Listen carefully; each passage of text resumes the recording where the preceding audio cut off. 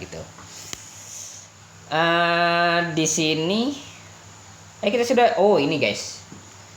Nah, kita ingin membahas tentang keanalitikan sekarang guys. Diberikan suatu himpunan D dengan interior D nyata kosong, suatu fungsi ya, suatu fungsi F, apalah fungsinya itu dikatakan analitik di titik C anggota interior D ya, analitik ya.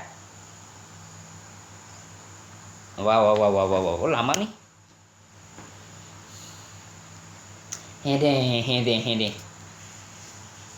Ubah ini ya. Oke, jika fungsi F bisa direpresentasikan, jadi analitik kalau dia bisa direpresentasikan atau ditulis sebagai deret kuasa guys, deret Taylor di sekitar. Intinya seperti ini, deret Taylornya ada. Nah gitu ya, di titik yang tersebut ada deret Taylornya. Mamang udah jelaskan ya di video sebelumnya bagaimana cara mencari deret Taylornya.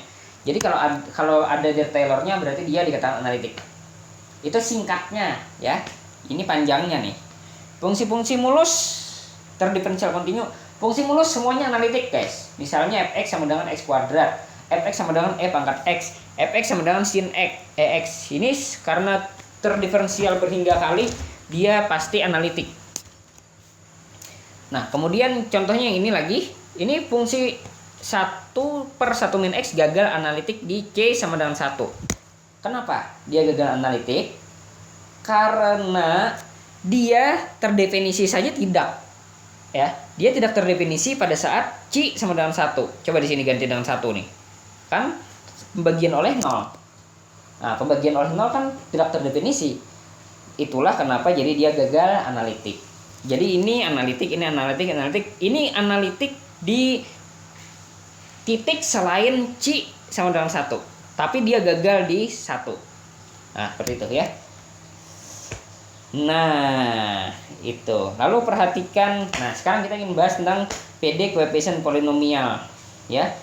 Ini ya bentuknya ya. Perhatikan bentuk PD koefisien polinomial berikut ya. Yang dimana ini adalah polinomial guys. Kalau buku lain biasanya ditulis koefisien variabel ya. Jadi jangan kalian bingung dengan istilah tersebut, sebenarnya sama saja. Oke.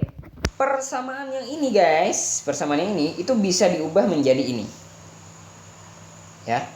Dimana yang ini sama-sama dibagi dengan P2. Nah, di sini bagi P2, di sini bagi P2, bagi P2.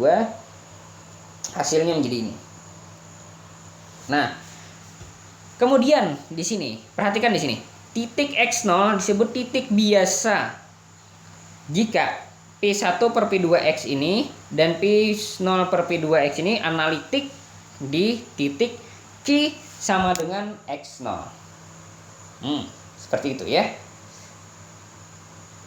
Kemudian titik X0 disebut titik singular reguler apabila dia gagal analitik di sini ya. Dia gagal analitik di yang ini gagal analitik, yang ini gagal analitik atau salah satunya gagal. Tetapi kalau dikali dengan X dikurang X0 dan yang ini dikali dengan X dikurang X0 kuadrat, dia akan menjadi analitik di C sama dengan X0, maka dia dinamakan titik singular reguler. Oke, kalian pusing? Kita langsung lihat contoh di sini. Misalnya PD-nya seperti ini ya, PD mampus loh. Oke. Nah, sekarang kita bagi dengan yang ini. Masing semuanya akan menjadi seperti ini dan seperti ini. Oke. Akhirnya P1/P2 itu merupakan fungsi rasional seperti ini. Analitik kecuali di titik dia di mana dia tak terdefinisi. Betul kan? Jadi dia tak terdefinisi di mana nih? Di X plus 1, X min 1 sama dengan X sama dengan 0. Berarti dia gagal analitik di sana. Ya. Nah, karena dia tapi analitik di titik lain. Nah, dia analitik di titik yang lain, misalnya 2, 4, 8, 100 misalnya dan lain-lain, dia analitik di sana. Tapi gagal di titik di mana dia tidak terdefinisi. Sekali lagi, dia gagal analitik di titik tak terdefinisinya, tapi dia tetap analitik di titik yang lain. Nah, bagaimana dengan P0 per P2? Ternyata sama ya, dia gagal analitik juga. Kemudian kita periksa guys, kita tidak cukup memeriksa itu, kita ingin memeriksa di antara 3 titik singular ini, manakah yang regular, manakah yang tidak.